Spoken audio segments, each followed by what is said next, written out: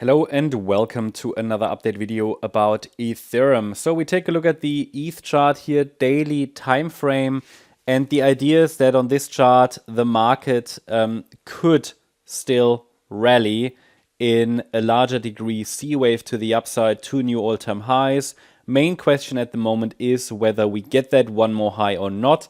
Current thesis is yes, because we're still holding above support and pullbacks remain corrective in nature. What does it mean, corrective? I mean, we are analyzing the charts from an Elliott wave point of view. If you're interested to find out more about that, we will also publish more tutorial videos and everything here on the channel. Then make sure you subscribe. But Elliott wave is a sentiment-based analysis method. We haven't invented it, but we have developed our own guidelines in addition to the rules and guidelines that already exist, just to refine it a bit more, not to change anything, but just to narrow down probabilities a little bit more. And these guidelines help us to understand what the relevant levels are, where prices should turn around, where, okay, if they don't turn around, what are the key trigger levels that will tell us that a different scenario is playing out, what are the extension levels, especially that is important. And it's a sentiment-based analysis method. So that means it tells us when the market sentiment shifts. Essentially, those Fibonacci levels you see on the chart, they are only mathematical representations of market sentiment. And that might, of course, change.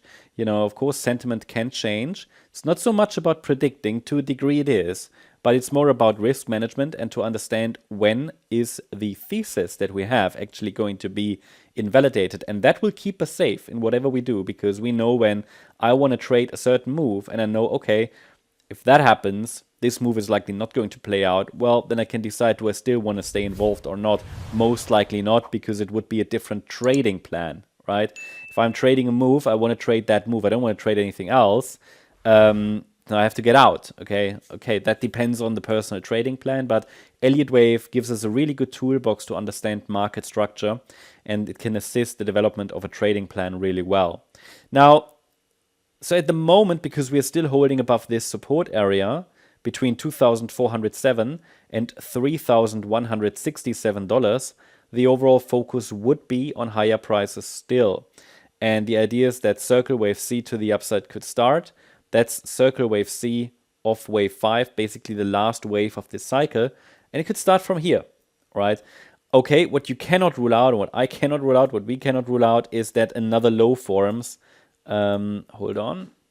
And that the price maybe tests the lower levels in this Fibonacci support zone. Essentially, this is one area that represents the area where with a high probability such a B wave would form a low. Obviously, it's just a look at the daily time frame, but this is typically where we would want to see a reaction.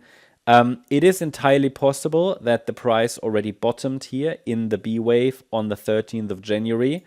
And this here was wave 1 to the upside. We get a wave 2 pullback, wave 3, wave 4, wave 5.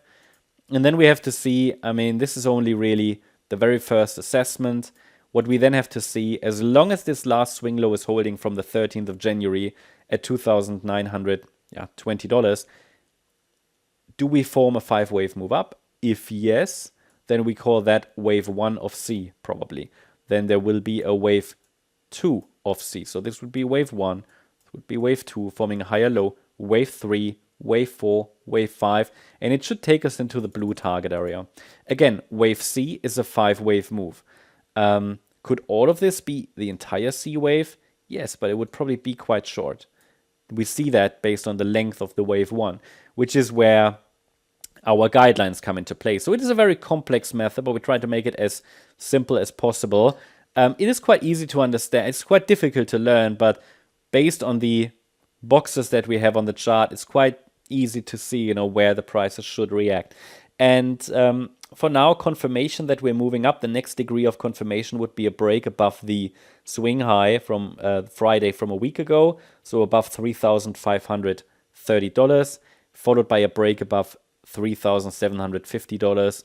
That should take us higher towards the $5,700 range.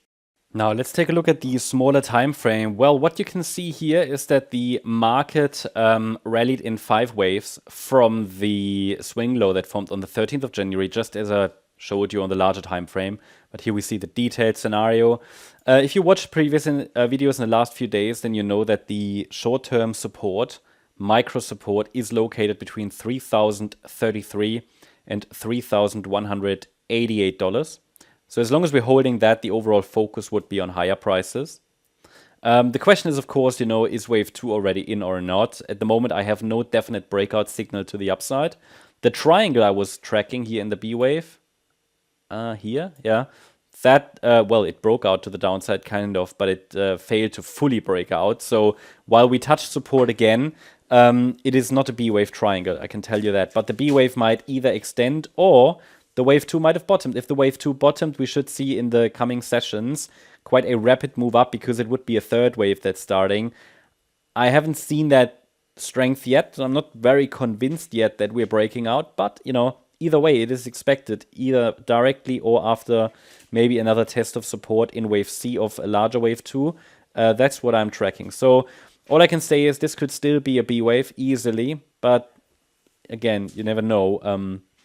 The structures from this week, they definitely have, Trump, blame it on Trump, they have created some distortions here on the smaller time frame. So because it's not a triangle, I'm thinking, okay, so the bears have failed, short term at least. It's not really a bearish count, but the bears have failed. So, yeah, the bulls could definitely take the lead here, but it takes a bit of a confirmation there.